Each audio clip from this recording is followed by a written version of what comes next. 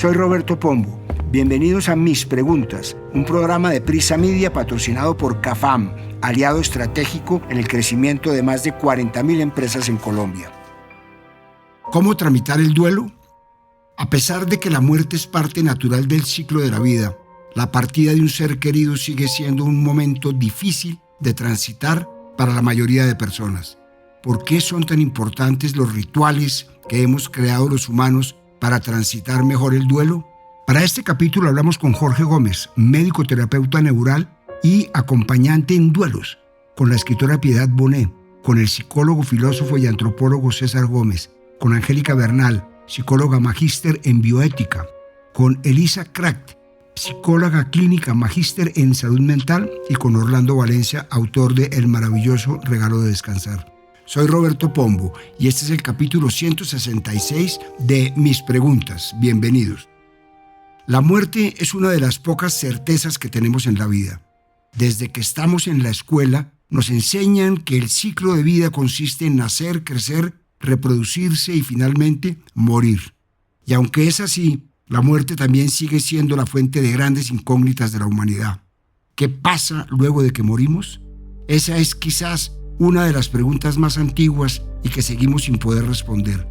Pero a pesar de que no sabemos qué pasa después de la muerte, es un hecho que nos sigue causando dolor. El duelo es una experiencia humana que trasciende culturas, épocas y fronteras. Desde tiempos inmemoriales, el humano ha llorado a sus muertos, ha sentido dolor cada vez que un ser querido muere y ha procurado diferentes formas de lidiar con este sentimiento de pérdida. El duelo se vive en cada cultura como una trama de formas, palabras y objetos que ayudan a nombrar la pérdida y a sostener a quienes quedan.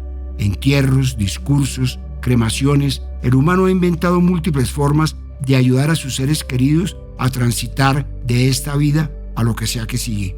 Más allá del dolor privado, los rituales ofrecen signos, normas para el tiempo de luto, prácticas colectivas y símbolos que permiten convertir la ausencia en memoria compartida. Por ejemplo, en su tragedia Antígona, Sófocles cuenta cómo la protagonista Antígona se niega a aceptar que su hermano muerto quede sin entierro. Tebas, después de una guerra, el rey Creonte prohíbe dar sepultura a Polinices por haber traicionado a su ciudad, pero Antígona desobedece y, guiada por el amor y la lealtad familiar, entierra su cuerpo en secreto. Cuando la descubren, no se arrepiente, dice que las leyes del corazón valen más que las del poder. Creonte la castiga enterrándola viva y esta decisión desencadena más muertes y dolor. Al final, el rey queda solo, destruido por su propio orgullo. Esta tragedia muestra que el duelo no es solo un acto religioso, sino una necesidad humana. Enterrar a los muertos es también cuidar a los vivos. ¿Por qué, a pesar de saber que la muerte es una certeza, sigue siendo tan difícil tramitar la pérdida de un ser querido? Esto me contó Jorge Gómez, médico terapeuta neural y acompañante en duelos. Saber que la muerte es una certeza, como la pregunta lo dice, es conocimiento abstracto. Todos sabemos que nos vamos a morir, pero una cosa es saber que me voy a morir y otra cosa es sentir que me estoy muriendo. Una cosa es saber que mis padres van a morir y otra cosa es sentir que murieron.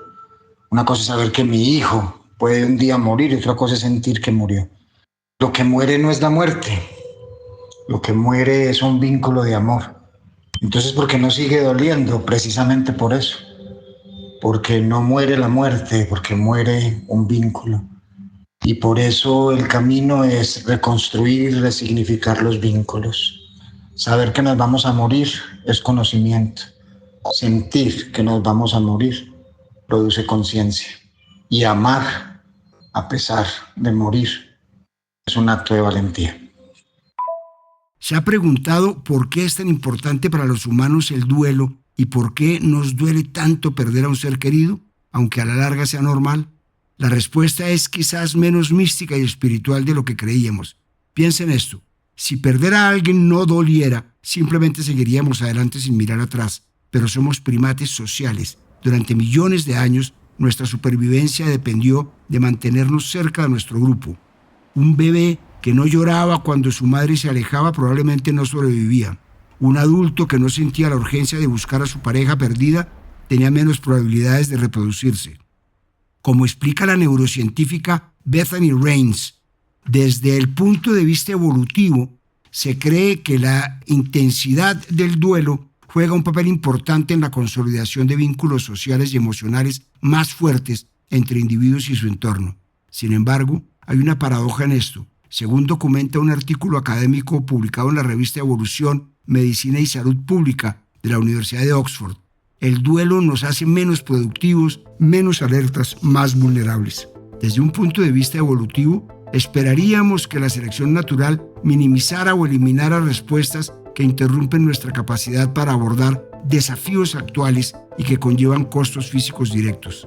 Entonces, ¿por qué persisten este sentimiento y estos comportamientos? La respuesta está en cómo funciona nuestro cerebro con los vínculos. Un estudio fascinante, publicado en la revista académica Current Opinion in Psychology, explica que la arquitectura neural del vínculo sostiene la creencia de que el otro persiste a pesar de que todas las evidencias sensoriales indican lo contrario. Esta creencia sirvió a una gran necesidad evolutiva.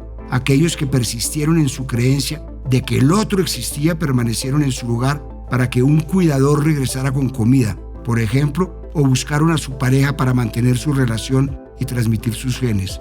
Lo que pasa en nuestro cerebro en el proceso de duelo es realmente complejo.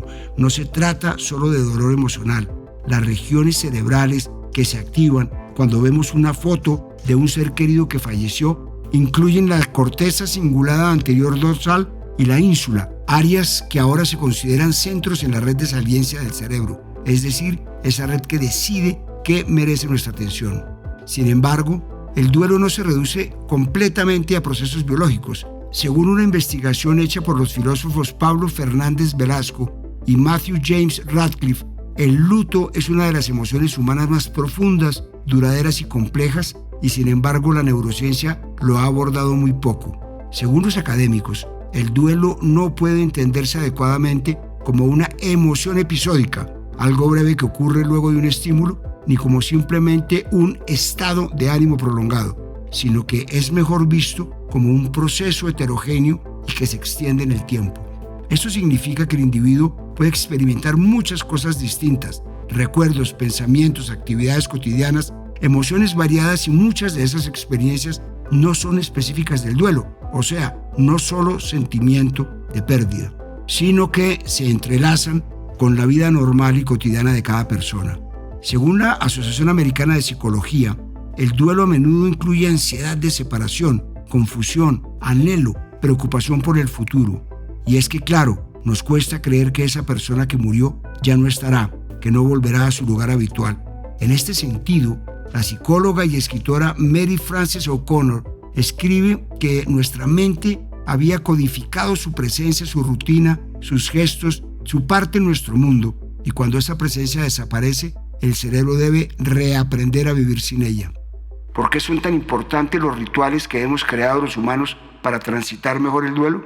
Escuchemos lo que me contó la escritora Piedad Bonet. Yo creo que los seres humanos hemos creado los rituales de duelo como una forma simbólica que nos permite celebrar la vida del que ha muerto, recordarlo, honrarlo, pero también nos cohesionan como comunidad y nos permiten compartir y tramitar el dolor.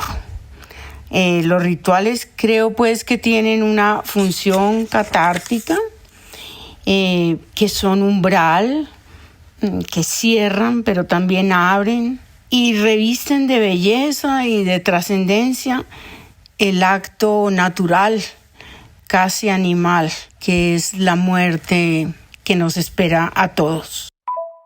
Le hice la misma pregunta al psicólogo, filósofo y antropólogo César Gómez.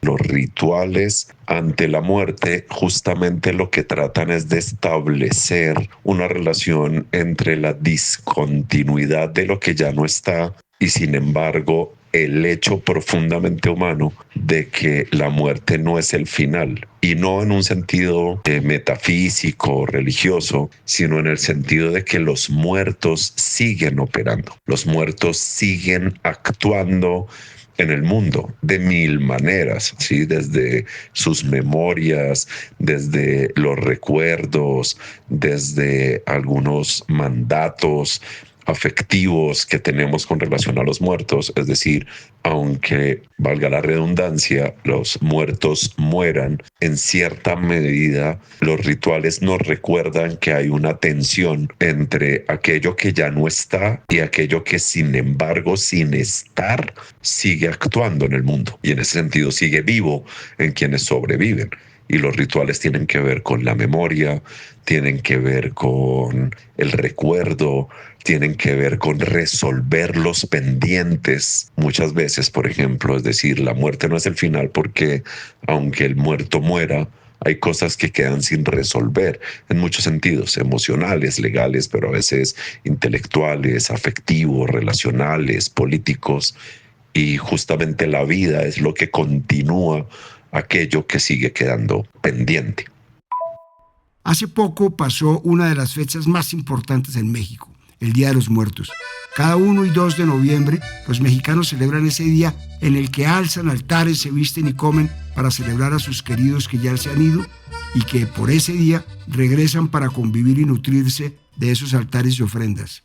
Esta es una forma antiquísima de lidiar con la pérdida y es solo una de tantas tradiciones de diferentes culturas en las que el mundo se sirve para recordar a quienes han fallecido. Y así como pasa el tiempo y avanza la tecnología, las formas de recordar a quienes han muerto y de tramitar la pérdida también han cambiado. Quizás una de las formas más comunes que vemos hoy en día es a través de las redes sociales, cuando las personas comparten fotos y videos de sus seres queridos que han muerto y le rinden tributos a través del recuerdo. Este tipo de publicaciones, como cuenta el doctor en salud mental Dan Bates, sirve como un espacio en el que se crean conversaciones de apoyo. Estas expresiones públicas ayudan a mantener lo que se llama el vínculo continuo con la persona fallecida. O sea, aunque ya no esté físicamente, el vínculo sigue vivo en recuerdos, rituales o comunicación simbólica, y el duelo se vuelve más compartido, más visible, más social, por decirlo de alguna manera. En lugar de sufrir en soledad, hay potencial para que otros participen, comenten, se unan al recuerdo. La tecnología y las plataformas digitales abrieron un nuevo capítulo que redefine cómo se vive, expresa y acompaña el duelo. De acuerdo con la Asociación Estadounidense de Consejería, la visibilidad en línea tiene efectos positivos porque permite que la muerte y el duelo salgan de ese tabú silencioso, que se hable del tema más abiertamente, lo que puede aliviar el sentimiento de aislamiento. Pero el duelo virtual o en redes sociales no es todo. Como lo sospecharán ustedes, la inteligencia artificial también ha hecho lo suyo en esta área. Imagine por un instante que pudiera seguir conversando con un ser querido después de la muerte. No solo recordarlo, sino de verdad escribirle un mensaje y recibir una respuesta que suene exactamente como ellos lo harían. Pues bien, este panorama ya no parece tan lejano. Desde hace un tiempo ya existen chatbots de inteligencia artificial conocidos como griefbots o deadbots, algo así como robots de duelo, que pueden simular los patrones del lenguaje y los rasgos de personalidad de personas fallecidas usando las huellas digitales que dejaron atrás, sus mensajes, correos, publicaciones en redes sociales. Según explica un artículo de la Universidad de Macquarie en Australia, estos bots podrían, desde un punto de vista optimista, ofrecer una forma de continuar los hábitos de intimidad que teníamos con la persona que se fue, conversar, compartir, regular emociones juntos, aunque sea a través de la tecnología. Pero aquí entra el gran punto de reflexión. ¿Hasta qué punto una interacción con un deadbot ayuda y cuánto empieza a complicar lo que ocurre dentro de nosotros? Dos investigadores de ética en inteligencia artificial de la Universidad de Cambridge diseñaron 3 escenarios hipotéticos para mostrar las consecuencias potenciales de un diseño descuidado en lo que ellos describen como un área de alto riesgo de la inteligencia artificial. Uno de estos escenarios es particularmente revelador. Imagine a una nieta que, buscando consuelo tras la muerte de su abuela, crea un chatbot. Al principio se siente reconfortada por la tecnología, pero una vez que termina el periodo de prueba premium, como en muchas aplicaciones, el chatbot comienza a recibir publicidad, sugiriendo, por ejemplo, que pida a domicilio comida de servicios como si fuera la propia abuela quien lo recomendara. La investigación advierte sobre el potencial de estas compañías para usar estos griefbots de manera encubierta para hacer publicidad a los usuarios como si fuera un ser querido quien habla, o angustiar a los niños insistiendo en que su padre muerto todavía está con ellos. Los investigadores también hicieron énfasis en la necesidad de desarrollar procedimientos sensibles para retirar estos bots cuando sea necesario. Porque, ¿qué pasa cuando el usuario ya no quiere seguir hablando con esta simulación? ¿Cómo se apaga por segunda vez a alguien que uno ama? Estas innovaciones, si bien hasta ahora han resultado útiles para muchas personas en procesos de duelo, también plantean varias inquietudes éticas sobre la muerte y el luto, y nos invitan a repensar los límites entre la memoria, el duelo y la presencia digital. ¿Estas tecnologías ayudan al duelo o lo dificultan? Le trasladé la inquietud a Angélica Bernal, psicóloga con maestría en bioética de la Universidad Javeriana. Lo principal es que ante esta revolución digital en la que nos encontramos en la actualidad, se le dé un adecuado uso a estas plataformas que permiten este tipo de interacción mediante el duelo. Depende mucho el uso que se le dé, el control que se tenga y el desarrollo. Es decir, hablando de los dilemas bioéticos que se pueden presentar y colocando las dos partes, es beneficioso en el sentido que le puede servir a una persona para poder despedirse de ese ser querido y mencionar y recordarlo, traerlo a memoria en diferentes episodios que hacen parte del tránsito del duelo. Volver a escuchar su voz, volver a ver su imagen, interactuar con él como parte del proceso del duelo y hacer como una canalización de su emoción, volviéndolo a escuchar y permitiéndose mencionarle algo que le quiera expresar. No obstante, hay que tener en cuenta que se puede crear una falsa esperanza, una distorsión de la realidad, un alivio instantáneo, momentáneo, que puede confundir la percepción de la persona y simular una presencia que ya no está, lo que impacta que nos demoremos más tiempo en aceptar la realidad de que esa persona ya no está con nosotros. Simular esa compañía y esa presencia que no es real es proyectar una emoción sobre una irrealidad. Y eso impacta la fase de aceptación del duelo, que es justamente la última fase que se atraviesa transitando el duelo y que es la que nos permite salir avanti, avanzar a un aprender a vivir sin esa persona que seguiremos amando, pero que no podemos estar con ella. La pérdida de un ser querido es un proceso doloroso que casi siempre involucra tristeza, ansiedad y otros sentimientos negativos. Y es uno de los dolores más intensos que puede sentir un humano. Pero estos efectos, ya bien conocidos por todos, no son solo mentales, también pueden llegar a ser físicos.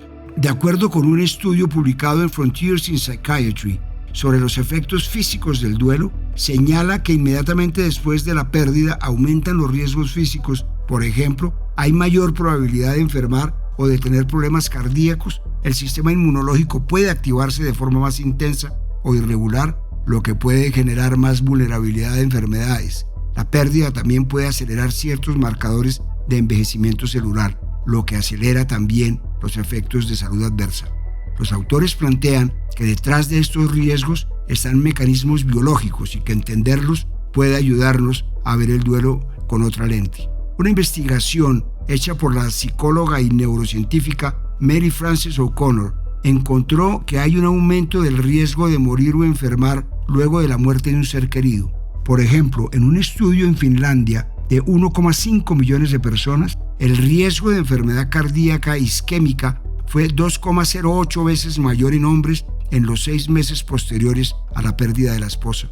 En otro estudio hecho en Estados Unidos, con más de 12,000 personas, el riesgo de muerte para los vivos fue de 1,87 veces mayor.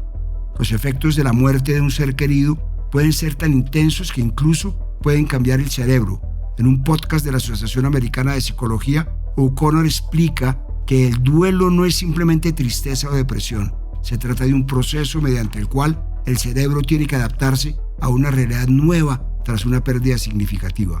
El vínculo que teníamos con la persona que murió estaba almacenado, no solo como recuerdo consciente, sino también activado como predicción automática. El cerebro esperaba que ese otro estuviera ahí, que volviera, que la rutina continuara, y cuando esto cambia, el cerebro debe aprender una nueva versión de la vida sin él o sin ella. Un estudio publicado en julio de este año encontró que quienes presentan síntomas graves y sostenidos de duelo utilizan más servicios de salud y tienen mayores necesidades hasta 10 años después de la pérdida. El método fue bastante curioso. El estudio partió de la idea de que cuando alguien pierde a un familiar cercano por muerte natural, el impacto no se limita al dolor del momento, sino que puede afectar la salud mental y física por muchos años.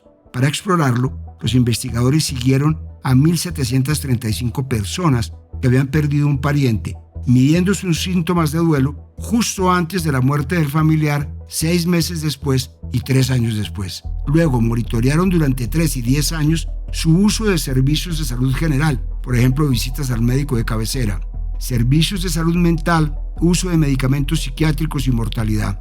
Lo que encontraron fue significativo. El 6% de las personas mantuvo síntomas altos y persistentes, y este grupo consultó al médico de cabecera con mayor frecuencia durante hasta 7 años después de la pérdida, comparados con quienes tenían duelo bajo.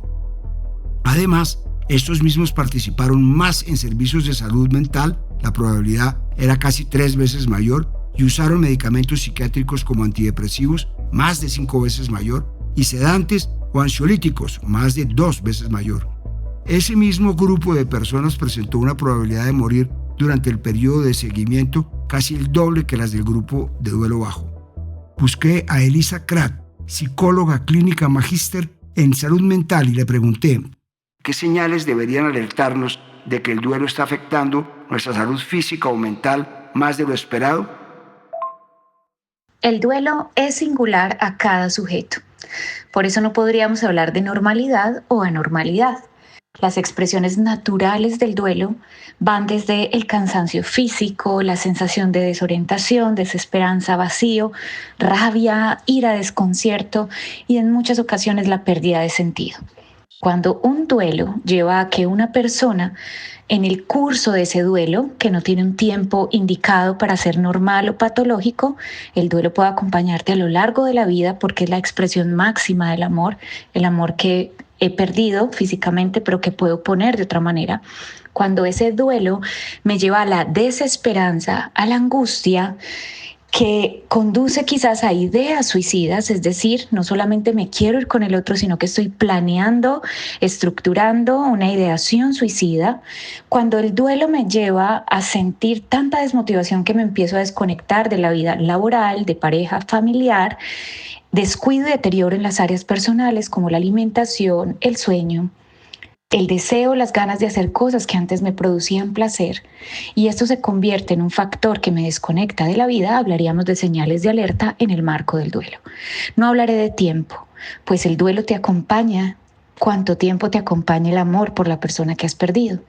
Sin embargo, la intensidad de las emociones que te acompañan y el deterioro físico, emocional y sobre todo la ideación suicida serían señales de alerta para buscar ayuda profesional.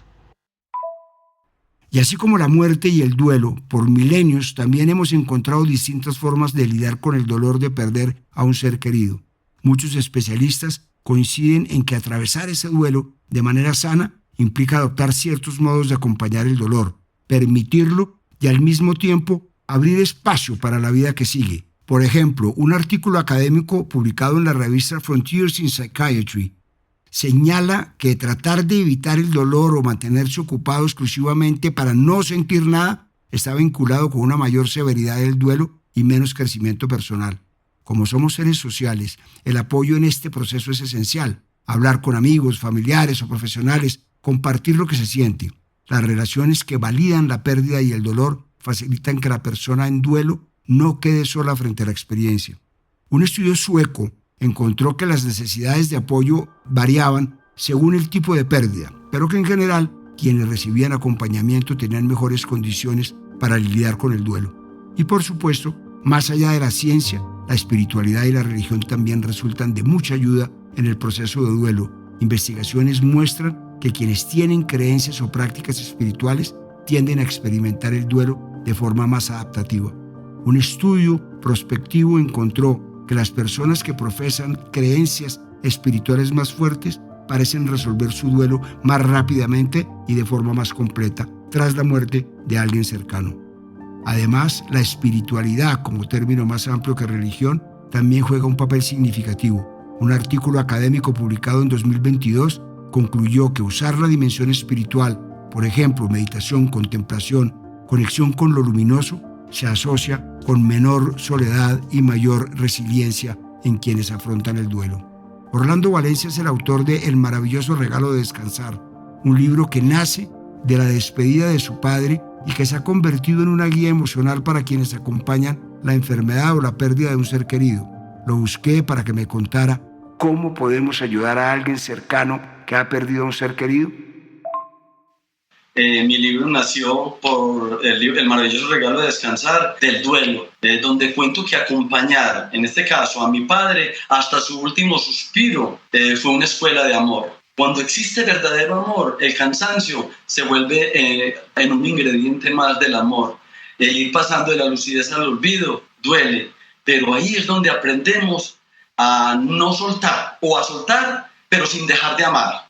En realidad, la unión familiar es muy importante para afrontar ese proceso que se va a comenzar, pero confrontarse con el miedo, confrontarse con la angustia, confrontarse con la pérdida, confrontarse con una realidad, creo que es lo más valiente. Es difícil hacerle entender a un ser querido que él ya no está, pero que lo podemos permitir que él continúe viviendo acá en cada uno de nuestros corazones, visitarlo en sueños, permitirle al tiempo que haga su trabajo, recordar que ya es raíz de donde nació, que ya es tierra de donde nació y que ese fuego de amor que él tenía o que el ser querido que acaba de fallecer tenía para nosotros y nosotros para él, va a continuar ardiendo en cada uno de sus corazones.